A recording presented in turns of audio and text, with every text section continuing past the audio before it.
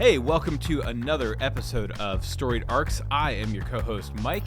And I'm your co-host, Alex. And today we are coming at you with Paper Girls Volume 3. In other words, issues 11 to 15. You like that? I got it right. It's only 5 issues. Hey, well, third time's a charm. There's something seriously broken with my brain that I just think 6 issues every single time. No need to recap, because if you missed Volumes 1 and 2, just go back and listen to the past 2 episodes. So we're going to dive straight in to 11,706 BC for this story arc. I think I said at the end of the last one that I was pretty sure it was in the past. I know they go to the past, and it most certainly is set in the past. I think we should maybe even start, before we get into the weeds, what did you think of this one? And maybe rate the first 2 volumes as well, maybe a scale 1 to 5 or something. Oh, that's tough. I think, I think so far, I really enjoyed the second arc. I think I don't know if it's my favorite of the arcs, but I really like the interaction specifically between, 1988 Aaron and 2016 Aaron. I think those are some of the best moments of the entire series. And definitely to date so far. So I think I would put 2, the second arc is my favorite so far. And then I think I would go 1 and then 3. And that's not to disparage this current arc here, but, I don't think there are a lot of big things presented in this arc. It's a lot of building on what they've shown already. There's a lot of the exposition here is about the nature of time travel in the story and how it functions, or at least how the characters thinks it functions, and how it's then presented to us, the reader. So I think there's a lot to get through, especially, I'm sure we'll get to, the new character, Dr. Bronstein, who is the quote unquote inventor of time travel, or at least the first person to time travel. A lot of her scenes are about, the nature of being in the past and potentially affecting the future, and her mindset around some of that. So it's a lot of things that they've presented, and kind of shown, in the first couple arcs, but you really get a lot more of it, and they really kind of double down on that here. And I think, but also there's, in volume 3, it does a lot of setup too, for those that may have read, if you've read further down, if you've read the whole series. Again, we're not going to try to spoil that for you here if you're reading along, but just know that volume 3 is heavy on, they're laying a lot of on things that you're going to come back to. So it's not, that's why I don't think it's doing a lot in and of for itself, but it's doing a lot for the overall story they're telling, because there are a lot of things that frankly go unanswered. You meet characters and see things that are just kind of presented now. And then, much like the other arcs, at the end of this arc, our 4 protagonists are hurtled through time again. And so, we leave this time period. There's a lot that you're going to come back to, I think, in this volume, that maybe looking back on it, you realize how important it was, in the larger sense, but maybe a little less so in a standalone, reading. Yeah, I actually would rank them the exact same way.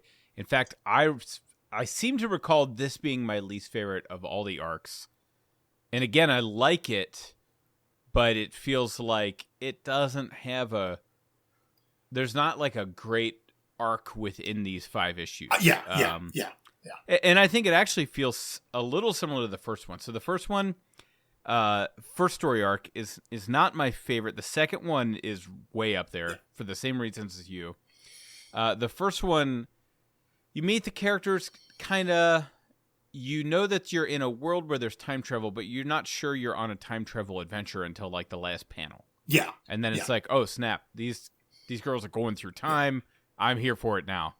And then arc 2, you definitely get that. You can see people coming from the future. Your girls have been hurled into the future, which was our present at the time it was written. So you get a little more sense of like, okay, here are the mechanics of the story, and this is how the narrative advances. And here are kind of the stakes. Yeah. And they establish stakes for the characters. Whereas this one kind of goes back to the formula of the first story, which is like we're setting up the next couple things here, and it's not uninteresting, but it's not quite as much of a page turner.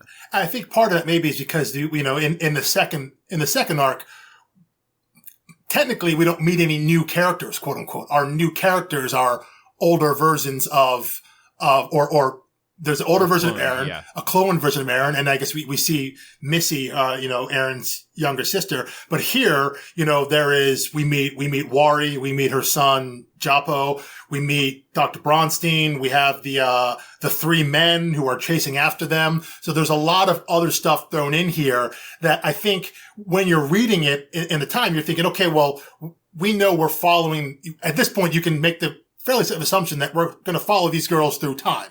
They're the ones hurtling through time. And so anyone you meet here, you don't know how much they're going to affect the story down the line as you're reading it, So, right. and I also think it's fairly safe to, I don't think this is a spoiler here, but like, we're not revisiting, like they're not coming back to 11,706 BCE, So each location is fairly unique. So meeting all these other kind of new people in the story, it does have that first issue, that first arc, because everything is new and it's new to the reader and to our protagonist. While again, in that second arc, they're really just they're grappling with the idea of like, it's an older version of myself. It's not some random person we haven't met yet. Right. And I think that was my problem the first time I read the first volume. Was I was like, okay, well, we get these four girls and these two teenagers. Do I need to remember their names? Are they serving this issue, or are they coming back again and again? Exactly, yeah. And then one of them like gets shot, and you're like, okay, I guess I didn't need them. Yeah.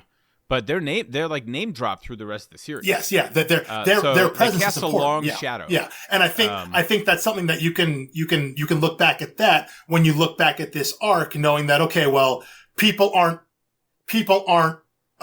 characters aren't introduced and named for no reason. I think you can. I think that's a safe assumption that if you're being shown this, it's going to be important. However, reading it in a standalone arc, it admittedly doesn't feel important in isolation. And I think that does hurt this specific volume, especially in relation to the first two. Yeah, absolutely. Okay, so now that we've said it's our least favorite, we've really whet everyone's appetite. Absolutely. But again, let's dig in. We chose this as our first story because we love every page of this book. Yeah. Nothing to diminish that. Our least favorite volume of this story. One of our favorite things. Is still way up there in the grand scheme of the medium. Right. That's like saying Last Jedi is my least favorite of the original trilogy. Yeah. It's like, I don't have a least favorite. I wore out the cassette tapes and had to buy another set of them when I was a kid. So anyway. Wait, The Last Jedi. Wait, what? On a cassette? You mean? No, Return of the Jedi. You said Last Jedi. I meant to say. Oh, I've only seen Last Jedi once, I think. Well, The Last Jedi is incredible. We're not having that conversation here. We can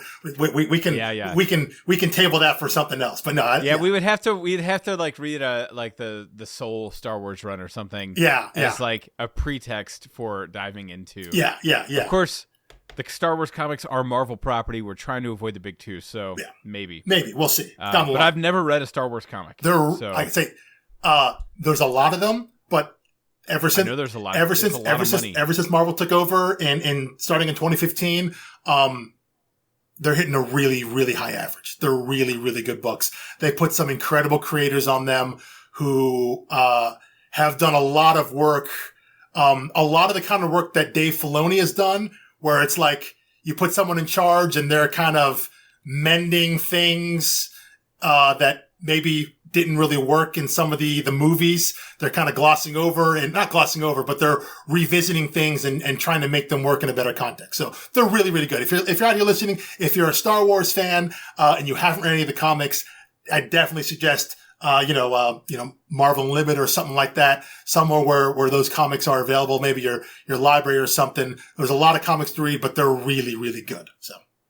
Yeah, my inclination would be to start with Jason Aaron, anything he's done, just because I love Jason Aaron. Very much so, yeah. I know there's a lot of talented creators Absolutely. there. Okay, so Paper Girls. This time, just like Book 1, we open with a dream sequence. However, we've now shifted from primarily following Aaron through the first 2 volumes to now following KJ, who we were robbed of in the second volume because she was just gone. Well, she was here in 11706 BCE the whole time. Well, that's true. Yeah, she was off screen, yes, off panel. So now that we have established that dreams will be a recurring theme, and there are 2 Aaron dreams, I believe, in Volume 1. One that opens the book, and one when she is unconscious being treated. Yes, after she's been shot. That's right. Yes. Yes. So she has another dream sequence. So it's like, okay, let's pause and talk about how creators use dreams to tell stories. And so I was just going through my graphic novel shelf and my fiction shelf and just jotting things down as they occurred to me. Here are all the things I can think of that, and this is not going to be an impressive list, but this is all the things I can think of that writers use it for. One would be a character's wishes, a character's fears, repressed desires, foreshadowing, flashbacking, premonitions, which is similar to foreshadowing, or reflection. And really the last category, I think it was Freud who had this theory, which I know most of Freud has been wildly debunked. However, from a literary standpoint, we can still use it. But he referred to the day's residue. And I once heard, which is just whatever was churning in your mind all day long gets regurgitated in your dreams. Not necessarily what happened, but what you're fixated on, what's in your heart of hearts. And so I heard someone talking about that, in reference to like Joseph in the Technicolor Dreamcoat. It's like, he has this dream at the beginning that he has all these lavish riches and his brothers hate him. And he's like, why do you hate me? I just had a dream. And presumably the assumption is some type of Freudian day's residue where his brothers must be using to say, like, you had this dream because you think you're all that. You think you're better than us. Right. Which, whether that's true or not, that's what at least his brothers were using. So there are all those things. What is BKV doing here? I'm trying to think. In 56, 57 issues of Saga, I don't know if there's one dream sequence. Oh, that's a good question. It's not like a staple for him. No. I think there are some dream sequences in Why the Last Man. I think there are. Okay. Saga, you would think there are, but I think part of that, though, I think part of what maybe why you don't see it in something like Saga is because, the narrative style is different. You have a narration character. Yeah. It's all being told from the future. Yes, yeah. It's told. It's all being told as flashback. It's being relayed as this is something that's already happened in the past. And Paper Girls doesn't have a narrator. There is no point in which any character has thoughts in their head that aren't spoken out loud. There's no text boxes, anything like that. Right. So I think what he's doing here. We talk about the specifics that are in the dreams, but when we see what's the 2 times that Aaron has done it, and now here in KJ, to open this arc, to open issue 11, I think it's his way of just getting in their heads and saying, literally showing this is what they're thinking. This is the things that are going on, because there is no other delivery for that in the way they've chosen to tell the story.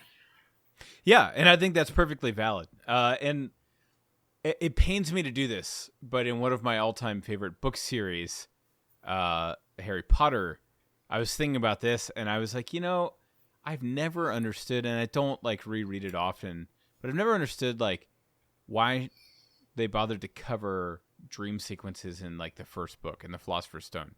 I think his first night at school, he has a dream about Quirrell's turban coming to life as snakes and attacking him, and then Snape pops up, and then he wakes up and doesn't remember the dream. Yeah. And it's like, So he doesn't remember the dream, so it's just for the reader. Just for the reader, yeah. And what was that supposed to do? Just clue us off to what Harry, Harry's suspicious of these two people. I guess. Which I think we already got. And so to me, it was just kind of lazy and bad. Well, because especially later in the series, when he has, in book 5. Well, later in the series, they become meaningful. Well, his dreams actually become visions of what he's seeing through the eyes of Voldemort and Nagini. So he's not having dreams anymore because in the first book, he's actually having a dream, and there's also the dream of in like the opening chapters, he's dream of he's in a flying car or whatever, or flying motorcycle, or whatever, yes. Which is, that's something from his past. So yes. It's like the nature of dreams and their importance changed through the book as the story needed it to.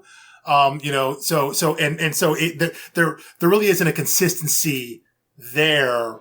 Well, and dreams can mean more than one thing. Right? I don't mean to say that a writer has to pick one lane and stay there. But I want to get a sense of typically when you write a dream sequence, what did you have in mind to communicate? Yeah. Well, and so you say that, and I agree, but I think when you are writing fiction, there needs to be some consistency in what you use in terms of your literary devices, in terms of your illusions, that if you introduce something, at the beginning, that this is what it is and why it's important and how it affects the characters.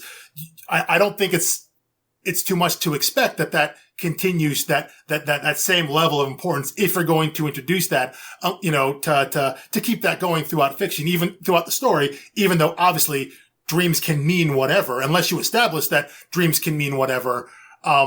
And that the meaning can always shift, then, I think I'm a little more accepting of that. But if you're going to say or show that they have, a certain level of importance or a certain level of meaning,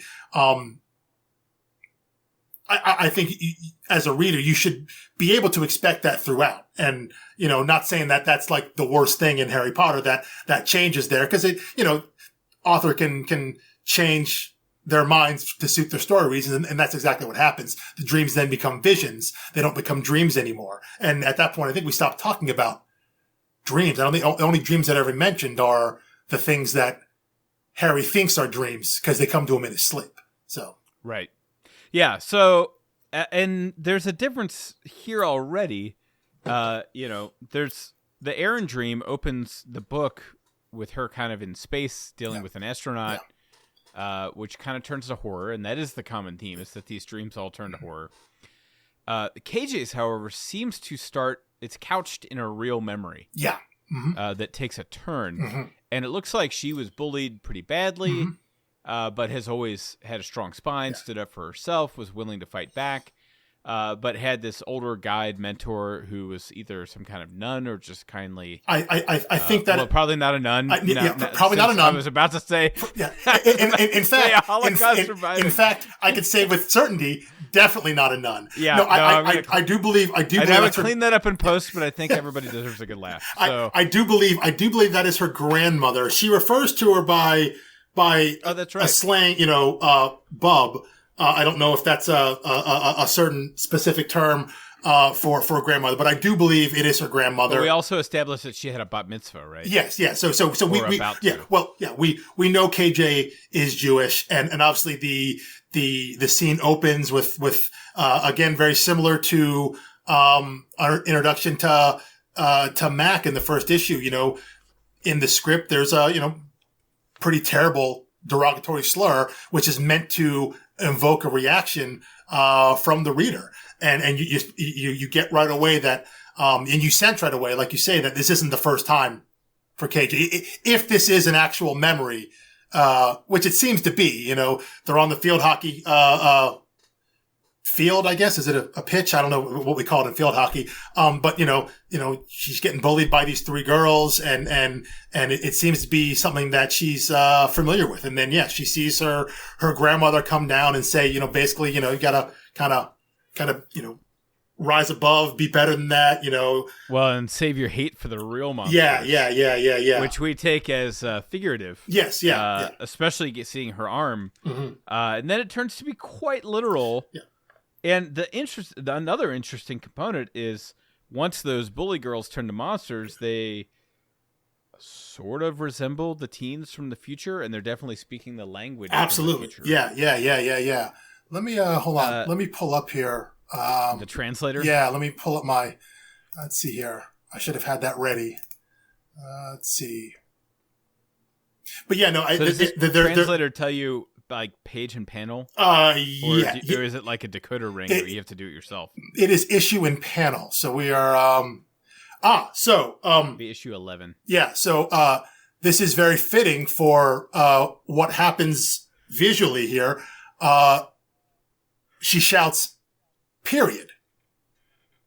Yeah, which is very literal. And then, because obviously then, she is then kind of drowning in blood. It's very out of The Shining. There's two things there. What she's saying is help. She's not breathing. Daddy, she's not, she's.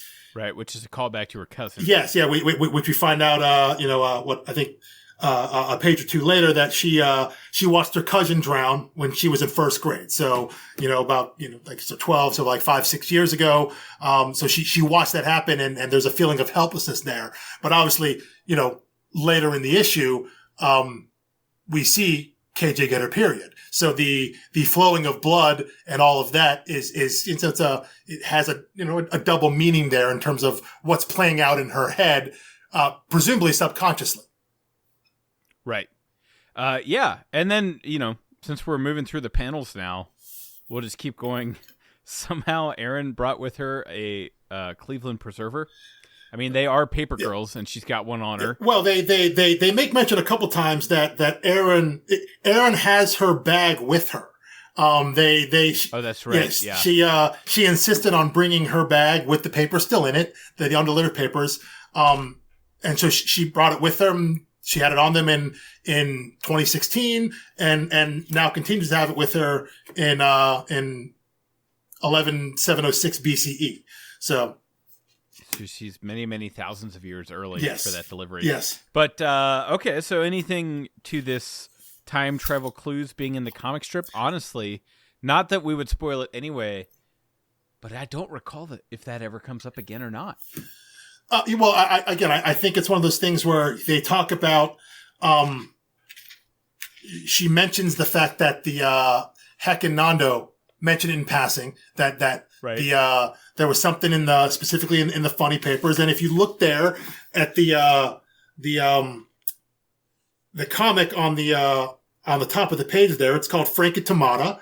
And later at the end of the arc here, that name, yes, there's a reference to that. The name is referenced again, as dealing with the Apple device that, Dr. Bronstein jerry rigs into kind of like a psychic weapon. So I think it's something that you would definitely keep an eye on.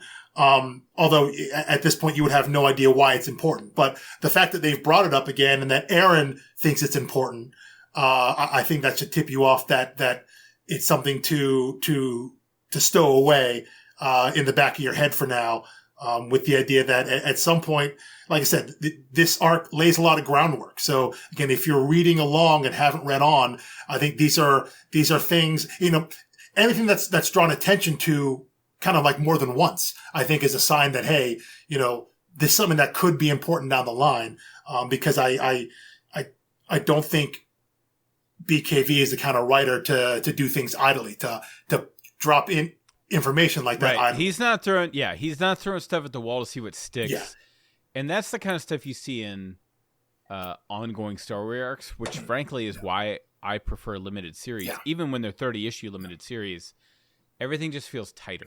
And I feel the same way about, I prefer generally movies to TV series because, especially network TV series that will just, they get through their initial idea very quickly and then they're just throwing stuff at the wall and they'll hit good stretches, bad stretches, but the goal is to just keep it going as long as possible. That is not BKV's game. No. Well, and that's the difference between, your kind of big two ongoing stuff is that the reason that Batman and Spider-Man and Superman and the Avengers and Justice League, all that stuff gets rebooted constantly. People complain about it, but the whole idea is you get someone and tell their story, and they run out and they go and they tell their story, and you're not going to end Batman. So what do? You bring someone else on to tell another story.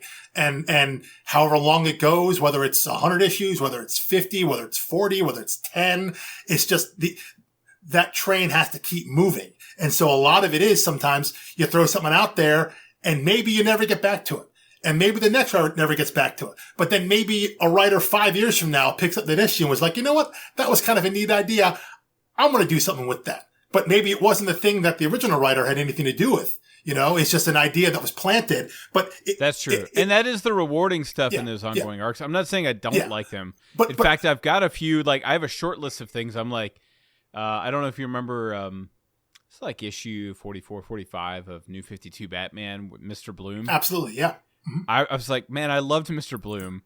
And it was like a villain that they created for like a 2-issue, like a gap fill. And then just never addressed again. And I'm like, he's still out there. Well, somebody pick him up and use him. He's come back a little. I think he's come back in I think Tynion used him in Justice League Dark a little bit, as kind of a villain for, the Green, which is the realm of Swamp Thing. So it's out there, but it didn't come back in Batman. But that's, again, right. It's one of those things that, that's all based on potential. You see that, you're like, oh, maybe that could be cool. And then you have no idea if it's ever going to pay off. When you're looking at something, and it typically is create a row. Yeah. I prefer writing where the writer has the setup and the payoff. Yeah. And they know the payoff when they write the setup. Yeah. However, I said, I don't know how BKV my writes favorite scripts, TV writer is Aaron Sorkin, and he never knew where he was going with anything until the week of. No, never. And I don't know how BKV writes his scripts if he's someone who writes them, plots everything out for a whole arc and then writes his scripts, because he very much. It seems like he has at least the 10,000-foot view. I would think so, because he very much writes to the trade. Again, whether they're 5 or 6 issue arcs, whatever it is, he very much has the idea of, when I release this next set of books, this is going to be one cohesive arc. And there's going to be a break, and there's going to be another one. So in my mind, I believe he has to at least have the whole arc. Like when he's sitting down and looking at what this arc in prehistoric times is going to be. He knows what this is. He knows where it's going to start, what the important things are going to be, and where it's going to end to set up what his next arc is going to be. And maybe he doesn't have the next arc 100% planned out yet, but he has an idea of what's important to highlight in the third one, so he can allow him to do the things he kind of has in mind for arcs down the line. So I don't think anything's intentional. I don't think he does anything to just, we'll see what happens. And then if something hits, I'll pick that up later for another arc. I think he already knows in his mind what's going to be important. And tends to stick with that. Again, it's possible I'm giving him too much credit, but I think I've read, I've read enough BKV. I've read enough of his stuff, especially his creator and on you've stuff. read enough people doing it the other way. Yes. I mean, it's the both. That's true. And I think this issue, by the way, confirms your, this story arc anyway, confirms, your pitch for the time travel. Yeah. Because Erin certainly takes your point of view. Yes, yeah. Which is she's writing on the hockey stick, and someone asks her why, and she's like, "Because I already did it." Yeah, and it's already done. Yeah, so the idea that, because for them, just a few hours earlier, they just had this whole confusion about who is other Erin, and so as Erin is carving the stick, like she knows what's going to happen. That she's going to see this stick and they're not going to know what other Erin means. But at the same time, she kind of inherently knows, well, I have to do that because we have to have that confusion because we have to end up here. Otherwise, if I do something different, how do we end up here? So the idea that she's doing it because she's already done it. And Dr. Bronstein later, in the issue says a very similar thing. After she's been captured and she's strung up by the three men, she starts a recording.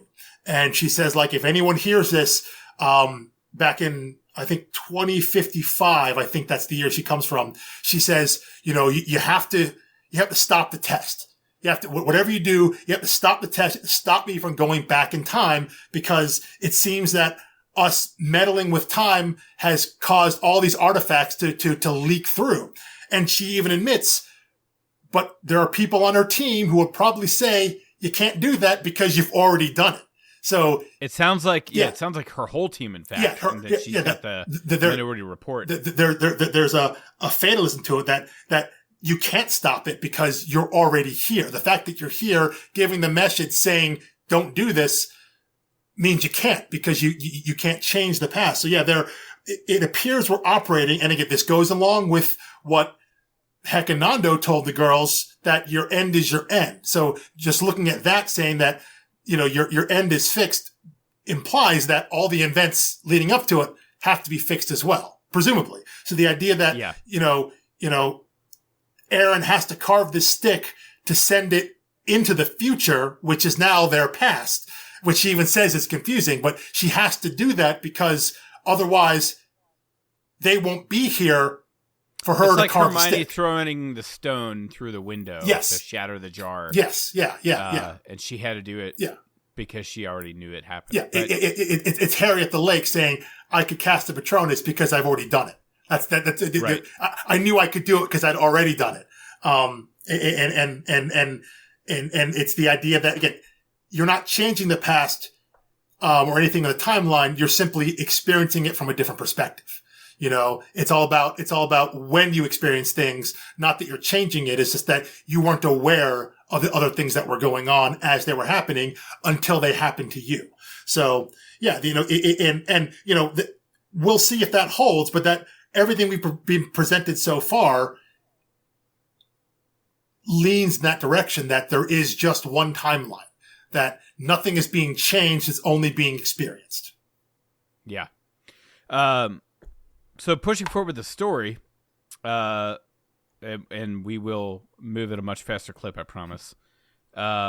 Mac goes for a cigarette. She's down to 11,706 BC. Got to choose carefully, but she decides to go for it when she is attacked by a native. We eventually learn is named Wari. I would call her Wari or Wari. I would call it Wari would be my initial instinct. Mine, same with but I wonder if it's supposed to be like wary, like an inverted Mary, like we flipped the W. Could be the M to the W, because she's like the Virgin Mary, except super not a virgin. Mm-hmm. So I'll be honest, I was looking at it like Wario without the O. So I'll level with you. Well, that's how I initially read it, and then I was like, it is interesting that it's like, the four letters, the AR in the middle, and they already compare her in the story to the Virgin Mary. Yes. Mm-hmm. With the three wise men. Mm-hmm. Although it's like a perverse inversion. Of that Christmas story, because instead of a young virgin, it's a young woman who's been abused by not three wise men, but three brutal men. So it is a clever inversion, and I like that they kind of throw that out there for food for thought, but they don't make a meal of it. Right? Yeah. It's like he's not celebrating and dancing all over like, look at this comparison I drew. It's like, it's one page, and then you move on. But it also makes you think about her child, Japo. Right. In the idea that is it an inverted Christ figure? Yeah, or just, is it an antichrist? Yeah, or is it exactly. You again, because of the kind of allusion to that story. Is he going to be important? Why is this baby important? Right. If we're going through all this trouble here, what kind of role might he play, if any? So I think it draws attention to that. Because you start putting those thoughts in your head of, is he a savior? Is he a destroyer? What is it? If this is a strange, funhouse mirror version of the Christmas story, Right. then yeah, then one Not would the presume. Dickens Christmas story. But Yeah. Sure. Although there is there is something Dickens Christmas story about some of this Ghost of Christmas Future type talk. There is, that we get from people. So I think basically KJ mentions that all specifically. great literature is drawn on in Brian K. Vaughan. Yeah. So anyway, we then meet our previously referenced Dr. Quanta Bronstein. Name is a bit on the nose there with Quanta. That sounds like the daughter of Ant-Man or something because they just use the word quantum like a drinking game in those movies. But this is the woman who invented time travel, although she's quickly deflated when she finds other people time traveling from an earlier date and is automatically assumes that she didn't invent time travel, which is a crazy assumption. Yeah, well, that she was not the first, which and that really puts your brain into a pretzel there. The idea that it wasn't invented until 2055, but sometime very far in the future, because Heck and Nando are from much farther in the future than that. If they then travel to a time well before 2055 and someone from that time period then time travels, are they the first? Like, how do we define that? I mean, technically, are they? They are the earliest time travelers, but they were not the first time travelers. Oh, that's good. That's good. Yeah, that's good. Well, I made that up, so I hope it is. That's a good distinction. That I think. Well, and now they're super the earliest time travelers. Definitely so. At the end of this one. Yeah. 11,706 going forward. Yes. Lots of stuff is getting dumped back here in these like partial tears and seems like they're pulling at the fabric of reality. And by the way, we are not getting our quotes at the beginning of each story. We get a blank page followed by one dot, followed by two dots, three dots in a line, and then four dots that are scattered and appear to be different sizes, but it could have been an optical illusion. And I thought that was an interesting choice. After having the first story arc, all of them are in the future language. Second story arc, they are all in English. Third story arc, this is a like pre-illiterate society, and we don't get any written quotes. We get symbols. So, pretty clever there. But Dr. Quanta Bronstein is also Dr. Exposition. Yes. Giving us some helpful insights into the future as she's recording for herself. She's the project leader at Apple X, which, like, are they going to have to change this for the show? Like, that's a really good question. Yeah. Like, they're going to have to change the Apple. They can call it Apple X probably, since it's not the same necessarily as Apple, but they're using the Apple logo like straight up. Yeah, that'll be an interesting choice you have to make, which makes me wonder if Apple TV Plus was one of the bidders on this show. If they were, I have to wonder about if they were really in the business of bidding on shows when this was coming up, because obviously Apple figures so heavily. True, but this was bid on years ago. That's what I'm saying. Years ago. That's what it's been developed for a while. So I don't know if Apple TV was even kind of in that realm yet, if they were thinking about that. Because Apple is a significant part. The Apple logo, all of that. So now you've got in book one you have like the Garden of Eden reference kind of inverted. Now you've got the birth story of a Messiah inverted. So you are playing with a lot of that stuff. It's like you could just tweak the logo, but it's clearly meant to draw on that to some extent. Definitely, yeah. I mean, the app, especially in that first arc, the Apple is not just the Apple logo. It's, apples are kind of all over that story. So it would potentially change some of the imagery depending on how they go with it. If they remove the Apple device, if that's not the thing that she finds. So yeah, it will be interesting to see because Apple plays a huge role. And obviously when we meet the, I don't know what they call them other than the three men. I don't want to call them like barbarians or whatever, but the three men on their chests, they are marked with at the time, the three symbols on any kind of Apple device, the power button, the square and the triangle. You know? That is interesting. Yeah. Yeah. So, yeah. But we have so many good tangents. But the good thing is we're getting them all out of the way. Yeah. But I thought, as I was turning my page here, I'm literally flipping through the book as I'm going. As I turned my page from issue 11 to 12, I noticed the single dot, and that made me remember, oh, yeah, we're not doing the same convention there. Or we are, but it's fitting for this story. So anyway, they use the translator on Wari. They start understanding most of what she says. Yeah. A few untranslatable words. Yep. Then we see that KJ and Mac are split off from the group. KJ saves Mac's life with mouth-to-mouth resuscitation. We get classic 80s homophobia at the mouth-to-mouth resuscitation. Kind of a trope, really, in 80s and 90s movies. Definitely. But, I think that was... But in character with what people responded to. In character with what we've already seen with Mac. You know, in that first introduction, we see that she is fairly aggressively homophobic. So yeah, that is, while it is very much a trope, it is something that you already understand that Mac would react that way. Yeah. So anyway, you have that, and then very quickly, the girls are drying off. Yes, I just noticed the guy with the helmet is the one that has the power button. Yes, who presumably is the leader, Yes, and the three, we'll call them the unwise men. Sure, I like that. Yeah, the three unwise men get Dr. Quanta Bronstein, knock her out, take her gun, and begin to interrogate her. Meanwhile, KJ and Mac start to dry their clothes out. Mac worries that KJ is injured when really she is just starting her period. Mac is uncomfortable with this. And I think this is kind of a larger commentary that, we could go deeper into, but there will also be other opportunities.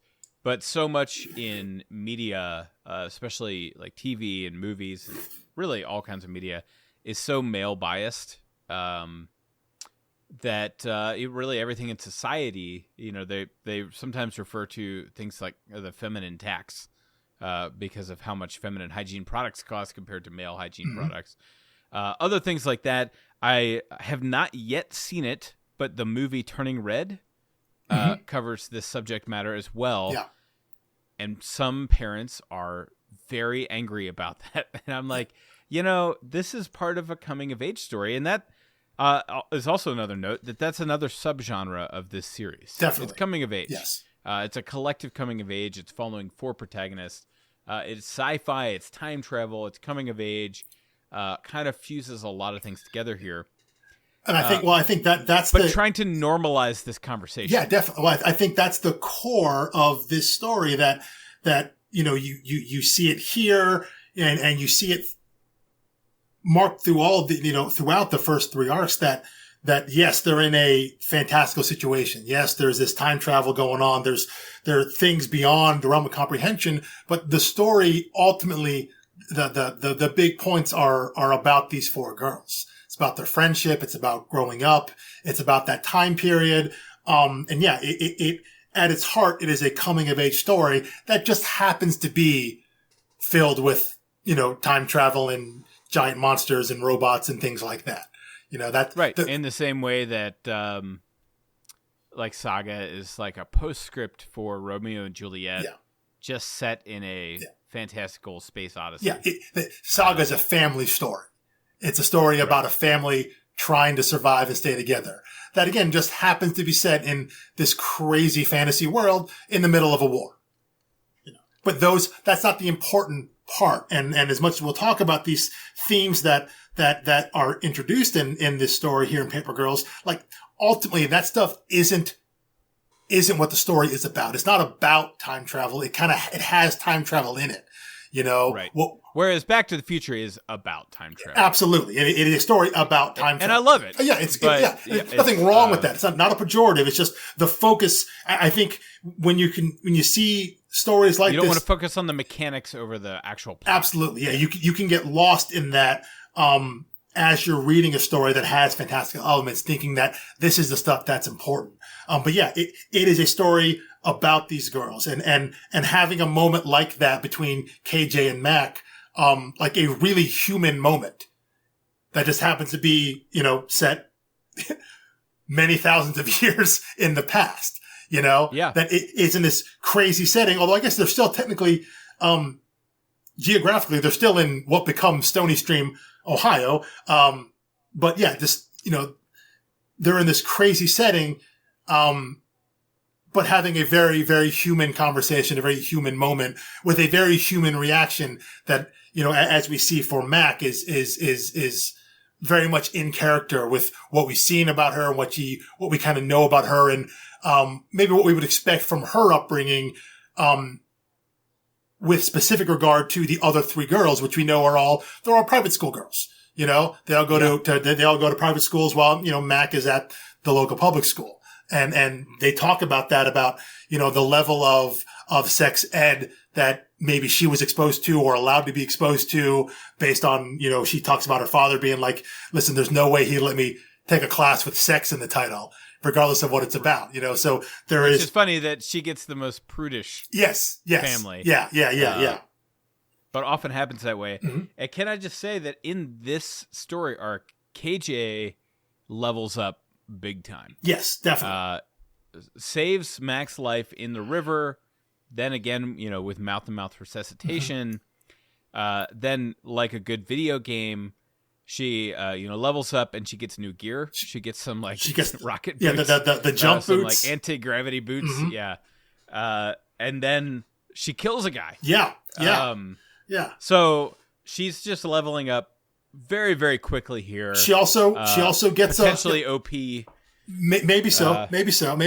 But she also really gets the first kind of major kind of character revelation in that, her and Mac, as they're trying to get back to the other girls, they come across a similar looking kind of device or thing that, they encountered in the first arc, the one that when it touched Tiffany, she saw the flashback of her life and she was playing Arachnoid the entire time. This one, when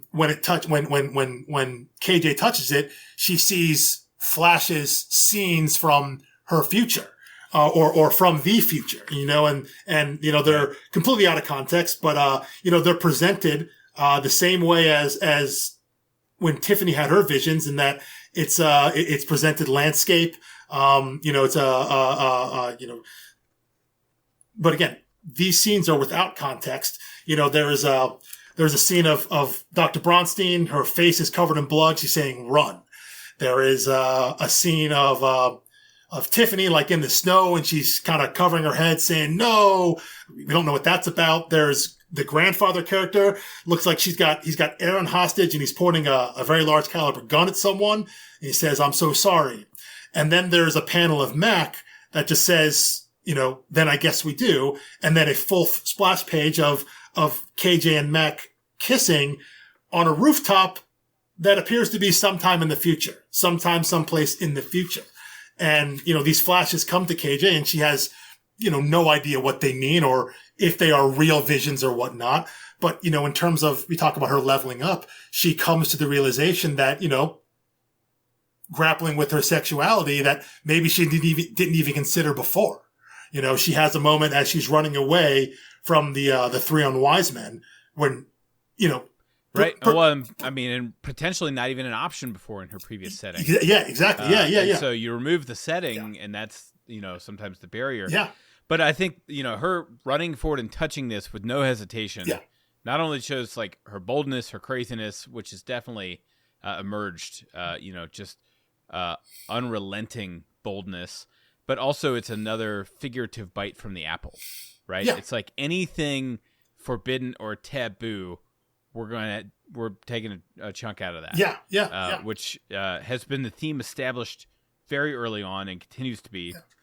And at the same time that's happening, Dr. Bronstein is being tortured and, interestingly enough, starts praying. Yes. Saying, I've never, doesn't know who to pray to. Praying to anything and anyone that might be listening. Just throwing them out there by name, which, by the way, one of those names you are not supposed to say, so obviously not an Orthodox practitioner of Judaism. Well, I think it's very clear that again she's just trying to anybody. Yes, when she says anybody's out there, never believed in you before, never pretended to before, but here it goes. But now seems like a good time to start. Right now seems like a good time to start, and interestingly, her prayer isn't really even save me or stop me from experiencing pain. It's forgive me for doing this to the world. I just wanted to understand your creation better. And now I think I may have undone the space-time continuum or some created some paradox like that she's worried about. And all of her rest of her life, whether it's years or minutes, will be spent to trying to prevent her future self or really her past self from having created this time. But she does not seem to understand how this whole thing works. Yeah, she sees it as something that can be corrected. Because even at the end of the issue, when after she's been injured, she takes an axe to the lower back, presumably injuring, maybe she's paralyzed or whatever. She says she can't walk, she can't stand. When she tells the girls to run, go back to her ship, that'll take you back to 2055. She tells them, when you get there, talk to my team, tell them to send like the beta version back so they can come get me so we can fix this. So even at the end there, in her mind, she's only thinking about this was a mistake and we can change it. If they come back here and we just keep breaking enough times, we'll fix it. Yes, that I'm already back here. What's a problem? But if you send another thing back, I can then go back to 2055, and then I can then presumably go back and stop myself. So in her mind, she's still thinking I can fix all this. Yeah, and her only understanding of time travel seems to come from the Terminator sequels. Yeah, or again, which is like the whole premise of Terminator, right? Yeah. Is the machines are going to go back in time and kill someone that's in opposition for them, not knowing, assuming it will instantly wipe him and only him off the map. Yeah. And it's like, man, these machines are really not good at this. Yeah. But for some reason, the plot of those movies accepts the machine's logic. How time travel it's also very Back to the Future, which we know exists in this universe because Mac references it. But the idea of, we went back in time, we screwed something up, so if we go back in time again, we can fix it. But maybe we don't fix it exactly right, but we won't be as bad as it was before. But then again, we'll burn the almanac. Yeah, but then the idea of what's good and bad is relative to who we're talking about here, because it depends on your perspective on who has a better or a worse future because of it. But yeah, she is very much in the mind of like, I made a mistake, but she even though she admits that her team wouldn't think that, she definitely believes at this moment that, hey, I can change this. Now that I know what I've done, if I go back and do it again, I can erase all this and, like no harm, no foul, which from what we've seen, what's been presented to the reader and to the audience, that doesn't appear to be the case.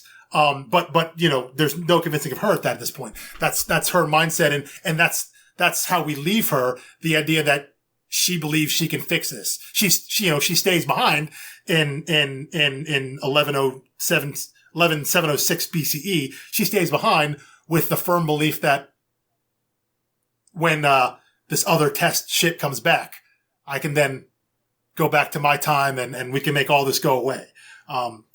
Yeah. And so our girls rescue Dr. Bronstein. Dr. Bronstein's prayers are answered. Although ultimately her prayer is not answered. Yeah. She gets delivered, but her prayer is to fix this. Yeah. We just explained that's not happening. Yeah. It doesn't work like that. KJ distracts the men, has all three of them chasing her, and while in a panic, what should be about her own life or dying from being chased, she can only keep thinking about the kiss with Mac from the Vision. Yeah, that's absolutely. Which is classic raging hormones. Yeah. It just and it kind of ends there. The men take the baby. Well, real quick there, I was going to say when we talked about it a little earlier, as she's running, her only thought is like, why would I kiss Mac? And then she comes to this like a bang. This but like she doesn't look abyss. Stressed about it in the way that Mac. No. She's kind of grappling with it. Curiosity as she's running for her life, and then she comes to this canyon that she leaps over because she has the hyper boots on, and she lands, and then she has a look on her face of like, oh, that's why, as if like in that moment, she understands Right. why she would, like, why would she kiss a girl? Well, because that's what she would want to do, because that's who that's who she is. It takes splash page level leap of faith. Yeah. Literally and physically. Yeah. But that's, again, the idea that these men are chasing her with the assumed express intent to kill her, and all she can think about is that one vision. And by the time she lands, she has come to some level of understanding. Which, maybe that's not, I don't know how that happens for most people, but the look on her face when she lands safely on the other side of that canyon, seems to convey some level of understanding and acceptance, and then when she rejoins the group, she kind of obliquely references Mac it. is mad. Mac is mad too. because she risked her life. Again, unexpected emotion from Mac, who seems so callous and distant, but really does care about these friends, and really, and it's friends that aren't necessarily even that close. Yeah, and we saw a similar thing in the last arc when her and Tiffany are kind of going at it. When Mac's like, "I'm not going to die today," and Tiffany's like, "I don't care," and she jumps ahead and she jumps on that tardigrade again. So again, we have multiple instances of these girls, in the heat of the moment, when there isn't really a lot of time to think, immediately choosing to defend each other, at the potential risk of their own life. And again, as we talked about, they're not like really that friends right now, but I guess, the couple hours they spent together hurtling through time, they are maybe becoming closer friends than they even really know yet. But, we didn't see KJ in the last arc. So we saw those moments between Mac and Tiffany, being willing to fight for each other and protect each other. And now that we have KJ back in the story, we're seeing the same thing out of her. So just on multiple occasions, it's being reinforced that, kind of when their backs are against the wall, someone is going to do something that, maybe is ill-advised, maybe at their own personal risk, but they're willing to fight, to protect each other.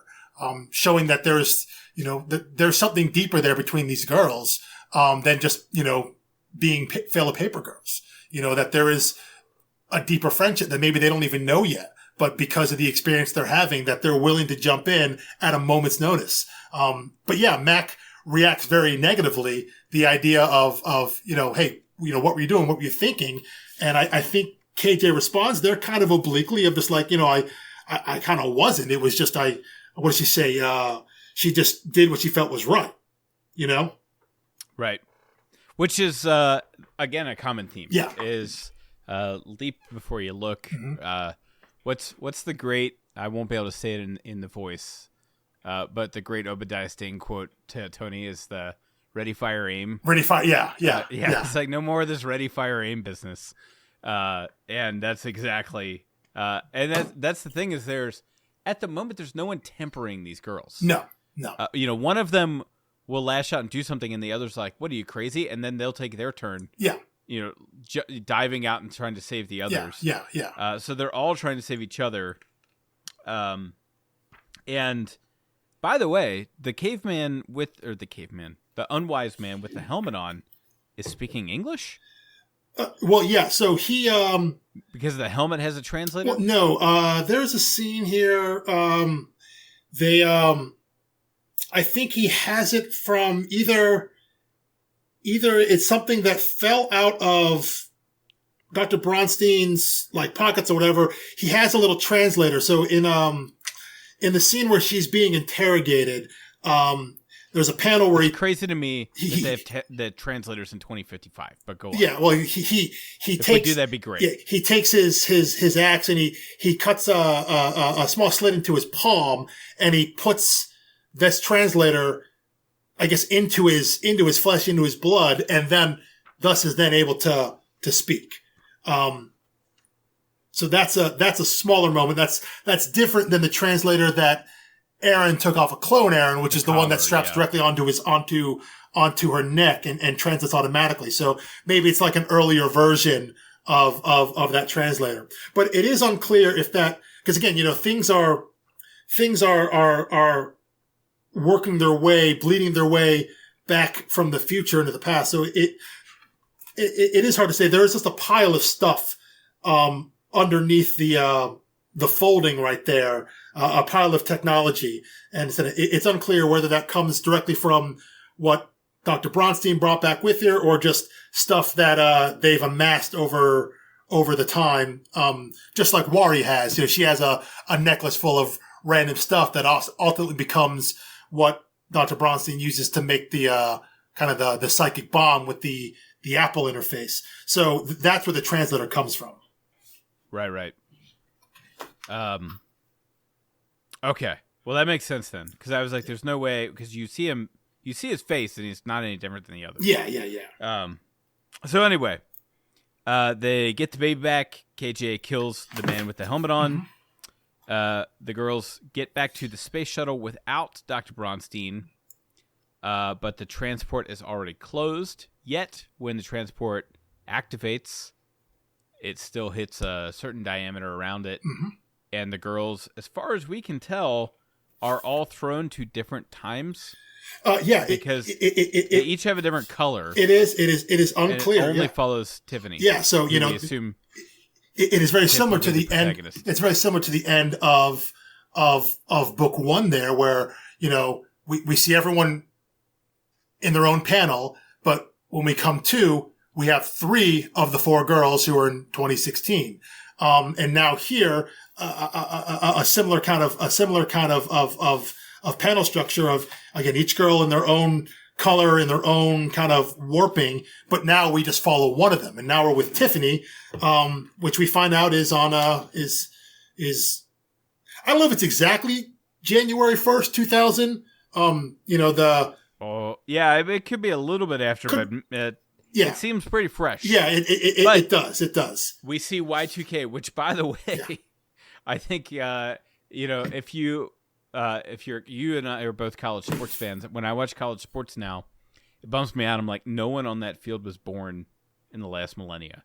They're all born this millennia. Yeah. And so Y2K doesn't make sense to Tiff, who's from 1988. Yeah. And probably doesn't make sense to every modern reader either. So perhaps we will open up next episode with a great salute to Y2K madness. Definitely. Well, I'll say right now, if you are someone who was too young to remember Y2K, the last page of the giant robot, the giant robot there above the burning Applebee's, that definitely happened. 100%. That's exactly what happened. All there. Yeah. Yes. There were giant robots everywhere. Unless you bought special software to protect yourself. Yes. Yeah. Which is what they were peddling hard in 1989. Yeah. But why would you deprive yourself of a giant robot? There's no question.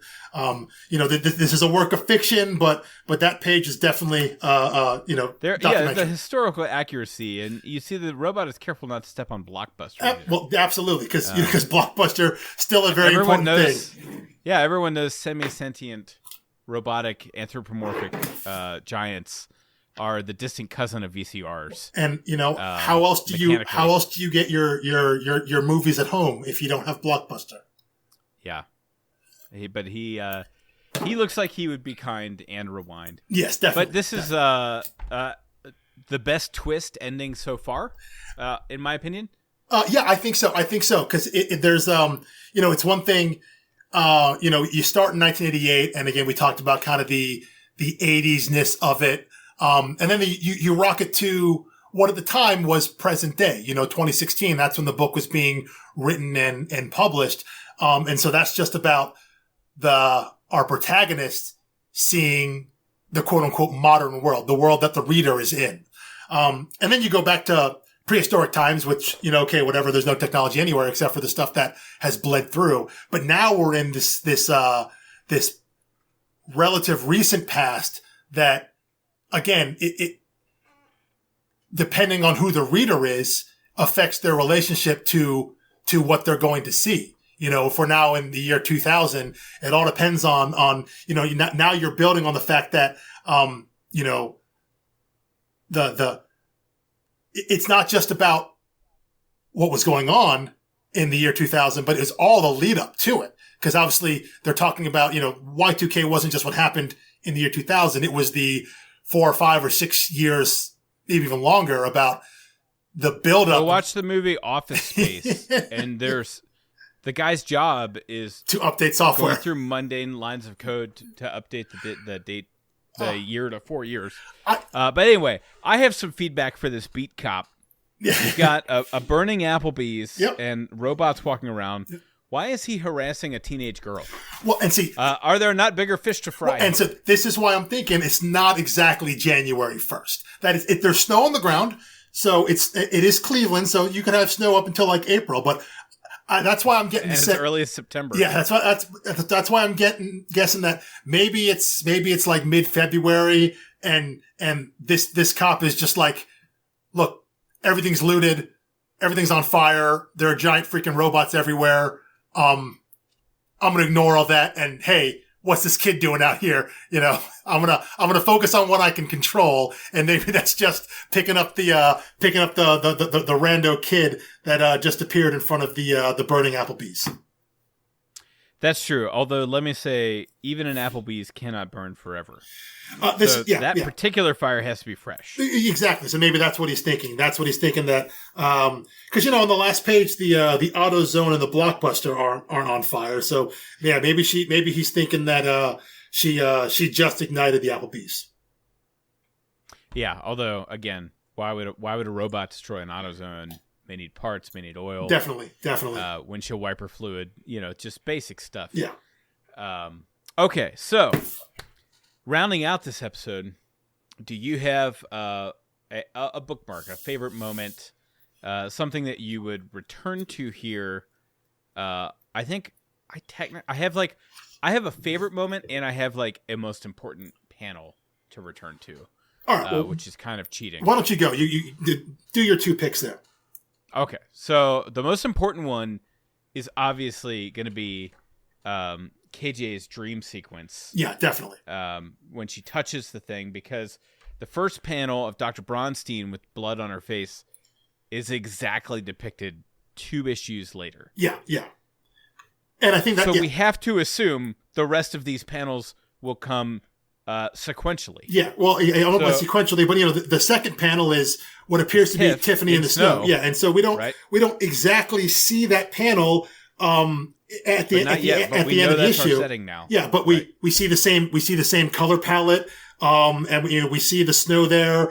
We know potentially why she's kind of crying no, because she's been hurtled through time again. So yeah, so we're 2 for 2 now before this story arc even ends, which then is a little ominous for that third panel of grandfather holding Aaron hostage with a very large third gun. Panel is blue. Yeah, and when the girls are sent through time, Aaron's color is blue. Mm-hmm. Mm-hmm. Tiff's is purple, and her panel is purple. Mm-hmm. Aaron's is red, and we don't see a red panel other than the top one where Dr. Bronstein is. And then we get. We don't use Max green color. Yeah, we don't see that. We don't see that one there. But it's interesting, and I was just flipping through. I have this deluxe edition. I do see that there's a lot of notes on color blocking and stuff in the back. So maybe I may do a quick in between issue where I review the most interesting stuff from this, or I'll just add it to our notes. All right. For next issue. No, I think it'd be great. Okay, so I think that's the one I have to keep returning to. I agree. Because we said this is a staple book, even if it's not the most compelling one straight through. Yeah. And then I think my favorite is Dr. Bronstein's like kind of Hail Mary prayer. Because I think that's just a great way to show who a character is. When you put them in a near-death situation, they realize either what their life has been about, what their life should be about, or what they would do if they were given more time. Yeah. And for her, we get a little bit of all of that, frankly. We get, if I had more time, I would fix this wrong. I'm very sorry for what I've done. Feeling the need to kind of atone for herself. Whereas last story arc, we have Mac getting news about her death, and she's now wrestling with her own mortality. And she takes it as a license to do anything she wants. Yeah. Mm-hmm. She's gone completely into nihilism and Epicureanism with it. She's going to smoke every cigarette and take every risk because you can't hurt her for 4 more years. And maybe that's the difference between, youth and experience. That's true. They Dr. Bronstein mentions that she was born, November 25th, 2016. And she coming back from the year 2055, which I believe, is, what is that? 39 years? Don't make me do math on the fly. Yeah, I can do math. We'll call it 39 years. Yeah. But, and so when we talk about things that are kind of Easter egg things there, back in the second issue, in the second arc, in one of our small, forays into, grandfather and seeing where he is when they arrive in 2016. And it's the same scene we mentioned where, he talks about the problems ahead for the country. Yes. When he's told they're in 2016, he makes a note of that was the year his mother was born, which, just, so now in the next arc here, we're introduced to a character who says that she was born in 2016. So is there a connection there? Is something going on? Is there more to be told there? It's something to bookmark and think about. Yeah. Well, and speaking of bookmarks, since I'm in my deluxe edition, I just put my bookmark in, close my book. That is my final thought. Right. Let's hear your bookmark if it wasn't already covered. It was. So I agree with you. The most important stuff is definitely KJ's vision. There's no question about that. Seeing how that stuff will assuming they will play out, because we've seen it 2 for 2 so far, because again they're shown with no context. So and this is one where to me this indicates kind of BKV's level of mapping. Yes, yeah. Because he has said to the artist, you need to draw this panel that you're going to have to draw this far down the road. Yeah. Make sure it looks in this issue the way you want it to look. Yeah. When we get to it way down the road. Exactly. Well, we're going to come back to this later. So that is definitely the most important stuff. But my favorite panel is the conversation between Tiffany and Aaron, when Aaron pulls out the translator from the future, and she says to her, I think this might be some sort of translator. And Tiffany says, like a babblefish, to which Aaron replies, wait, you've read Hitchhiker's Guide? And Tiffany with just the greatest response, which was, we're in 7th grade, Aaron. Everyone has read that book. Which is I absolutely love that. If only that were true now. I hope it is now. And now, full disclosure, I'm pretty sure I read Hitchhiker's Guide in 8th grade. So a little bit older, but that's the kind of book that, I would hope kids are still reading in junior high school and reading all of, Douglas Adams, his work there. But I love that little bit of back and forth. The idea that, you could still make some sort of pop culture reference there and have that be kind of a bonding moment between those girls. Well, and something that kind of functionally comes into play with the guy, right? Yeah. Like basically, it starts their equivalent of the Babblefish. Yeah. But and for those of you who've not read Hitchhiker's Guide to the Galaxy, as soon as you're finished with Paper Girls, go read that. And if you are an audiobook person, the first one is recorded by the incomparable Stephen Fry. Oh. And I'm a huge fan of Stephen Fry's audiobooks. When I went through Harry Potter, I used the Stephen Fry audiobooks, which I had to buy in Britain because they will not sell them to American Audible audiences. Just totally crazy stuff. And then the 2nd through 5th, is it 5 or 6 books in Hitchhikers? I think it's 5. That's a good question, but all I do know is that, it's referred to as the increasingly inaccurately named Hitchhiker's Guide to the Galaxy trilogy, I believe. So I think it's at least 6. I think it's 6. But the rest of them are then recorded by the not quite Stephen Fry quality talent, but still incredibly great pickup, Martin Freeman. Which is great. Who plays, yes. In the movie. In the completely underrated movie. I thoroughly enjoyed that movie. I thought Mos Def's casting was outstanding. Martin Freeman was outstanding. Sam Rockwell. I believe Marvin. Zoe Deschanel. And Marvin was is Alan Rickman, who is incredible in that movie as Marvin, the paranoid android. Yeah. And now that we're dating ourselves, if you want to understand the song Paranoid Android by Radiohead on the 1996 classic OK Computer, it is a song written from the perspective of Marvin, the most intelligent being in the universe, who's chronically depressed. This is I'm very curious if we have anyone out there who's let's just say all those references in a row. Let's say significantly younger than you and I, who we talked about Y2K and that's going to come into play in the next arc. If you have no memory of that, and now we're talking about Hitchhiker's Guide to the Galaxy, if you haven't read that, I'm very curious if they're either intrigued or if they've already turned this off and like, who are these old people? What are they talking about? I don't understand. Yeah, I hope not, because we are just trying to fit the content here. So, we'll read books in the present setting and we'll dig into more current references. But since we're, hanging out in the 80s with the characters, we're just basking in the nostalgic glory. And I'll just say, sometimes, like, no judgment. If you've not had a chance to read Hitchhiker's Guide, I realize there's so much more content than there is time. And every year there is great new stuff coming out. But some of the classics are worth returning to, and that would be one of them. Absolutely. For me, that being said, I was born in the mid to late 80s, and I don't really have a lot of 80s nostalgia per se. Mine's 90s. So there are huge gaps in my pop culture knowledge from the 80s. Like, I have never seen Goonies. And something else that, I get that sound a lot. That's great, folks. The podcast is now over.